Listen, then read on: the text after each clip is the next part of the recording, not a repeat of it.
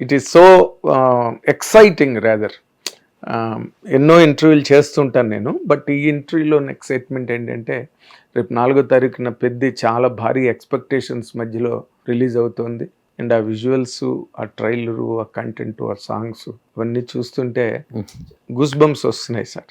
అవునండి. ఇన్ జనరల్గా అవును. సరే, ఇంకా పాటలకు వచ్చిన మిలియన్స్ అండ్ మిలియన్స్ వ్యూస్, అవును. ఆ ట్రైలర్కి వచ్చిన ఓవేషను, మొన్న భోపాల్లో జరిగిన ఈవెంట్, ఇవన్నీ సార్. నేను ఇప్పుడు ఇంత నేపథ్యంలో రిలీజ్ అవుతున్న సినిమా అంటే మా అందరికన్నా ఎక్కువ ఎక్సైట్మెంట్ కానీ లేకపోతే ఒక రకమైన షివర్ గుండెల్లో ఉంటుంది కదా 100% అండి. న్యాచురల్గా 100%. అసలు దాన్ని మీరు ఎట్లా ఎక్స్పీరియన్స్ చేస్తున్నారు సార్? అంటే ఎప్పుడు రిలీజ్ అవుద్దా అని నేను కూడా బిగ్ స్క్రీన్స్ చూడడానికే వెయిటింగ్ అండి. ఎందుకంటే హోల్ ప్రాసెస్ ఆఫ్ ద ఫిలింలో పార్ట్ ఉంటాం కాబట్టి, ఎక్కడో దగ్గర మా సినిమా లవర్సే కాబట్టి ఆ పెద్ద స్క్రీన్ లో చూసి ఆ సౌండ్ లో ఎంజాయ్ చేసి జనాల మధ్యలో చూస్తేనే ఆ కనెక్షన్ కి మనం ఎంజాయ్ చేస్తాం. సో ఆ ఫైనల్ రిజల్ట్ రోజు థియేటర్ లో చూసేదే సాటిస్ఫాక్షన్, ఎంత కష్టపడ్డా. కరెక్ట్. కానీ వాటన్నిటిని ఊహించి కదా మీరు వర్క్ చేస్తారు. వాటన్నిటిని ఇమాజిన్ చేసి ఆ అవుట్పుట్ తీసుకురావడాన్ని మీరు విజువలైజ్ చేసుకుని మేనిఫెస్ట్ చేసుకుని దాన్ని వర్క్ చేస్తారు. ఆ ప్రయాణం మీకు ఎలా అనిపించింది సార్ పెద్ద సినిమా వరకు? యాక్చువల్గా నేను అసలు ఈ ఫీల్డ్కి రావడానికి కారణమే ఈ ప్రాసెస్ ఆఫ్ వర్కింగ్ అండి. ప్రొడక్షన్ డిజైన్లో ప్రతిరోజు లెర్నింగ్ ఎక్స్పీరియన్సే. ఏది మనము ఈరోజు చదువుకున్నాము టేక్ ఇట్ ఫర్ గ్రాంటెడ్ తీసుకోలేము. కొత్త కథ వస్తుంది, కొత్త టెరైన్ ఉంటుంది, కొత్త ప్లేస్మెంట్లో ఉంటుంది, కొత్త కాన్సెప్ట్ అవ్వచ్చు.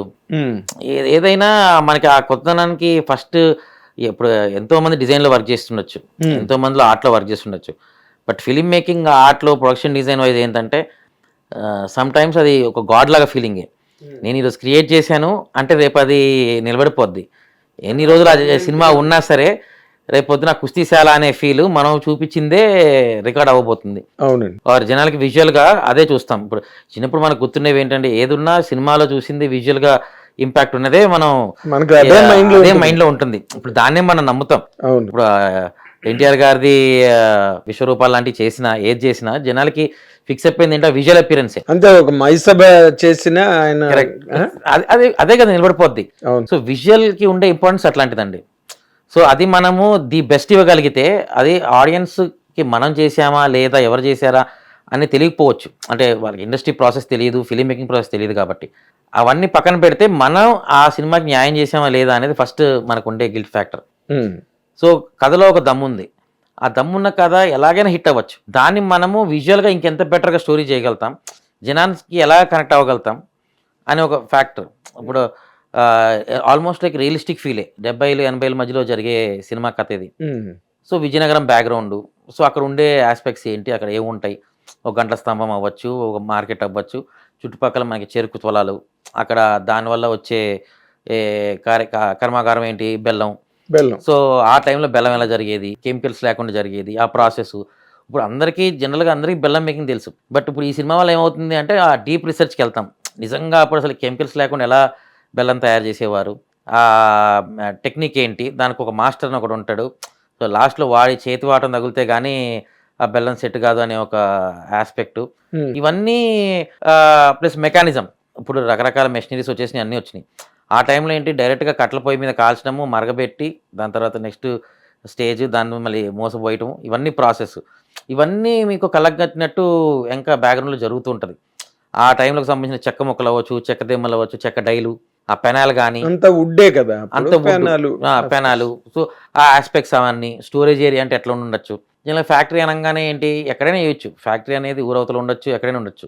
ఈ విజువల్గా బెటర్మెంట్ చేయడం కోసం ఏంటి పొలాల మధ్యలో ఫ్యాక్టరీ ఉంటే ఎలా ఉంటుంది, అక్కడికక్కడే చెరుకు కోసుకుంటున్నారు, ఆ చెరుకునే వీళ్ళు వాడుతున్నారు, లేదా బయట నుంచి చెరుకు వచ్చినా పొలాల మధ్యలో చెరుకు ఫ్యాక్టరీ ఉంటే ఎలా ఉంటుంది అనే ఒక ఆస్పెక్ట్లో ఈ సినిమాకి చెరుకు ఫ్యాక్టరీ డిజైన్ చేయడం జరిగింది.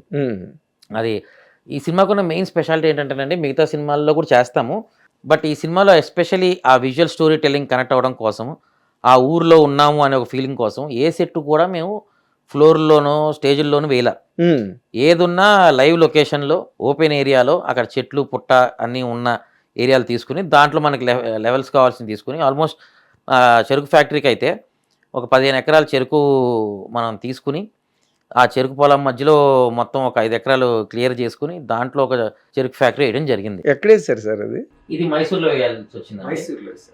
ఎందుకంటే అప్పటికి మనం చేసే టైంకి మన దగ్గర క్రాప్ అయిపోయింది, అంటే సీజన్ అయిపోయింది. సో మైసూర్లో అప్పుడు క్రాప్ జరుగుతుంది. సో మనకు ఆ క్రాప్ కటింగ్ టైం అయిపోతుంది, సెట్ వేసేయాలి లేకపోతే మొత్తం కట్ అయిపోద్ది. అలాంటి ఒక ప్రెషర్లో అక్కడ ఇమీడియట్గా విత్ ఇన్ లైక్ 2 వీక్స్లో అక్కడ సెట్ చేసి చేసాం. సో అలా ఇంత న్యాచురల్గా చేయగలుగుతాం, విజువల్గా డిజైన్ వైజ్ ఏం చేయగలుగుతాం, ఎవరు అడగరు మనని. కానీ ప్రెషర్ కదా మీకు అక్కడ సీజన్ అయిపోతుంది. అవును. సో మ్యాక్సిమం కొన్ని సెటప్లకి ప్రజలను వర్క్ చేయాల్సి వస్తుందండి. ఆర్టిస్టుల వల్ల అవ్వచ్చు, డేట్స్ అవైలబిలిటీ అవ్వచ్చు, అండ్ సడన్గా లాస్ట్ ఇయర్ అంతా అసలు వర్షాలు కుమ్మేసాయి, అసలు అన్ప్రెడిక్టెడ్. అసలు ఈరోజు తగ్గిద్ది అంటే వారం తగ్గిన 10 అయినా 2-3 నెలలు అసలు ఎక్కడా ఏం వర్క్ ముందుకు సాగలా, చేయలేకపోయాము. సో అలా బాగానే ఉన్నాయి, టెన్షన్ లేకుండా ఏముంది లేదు. టెన్షన్ లేకుండా ఎలా ఉంటుంది సినిమా వర్క్, కానీ అంతా ప్లానింగ్ అనుకున్నట్టుగా జరగడం కష్టం కదా.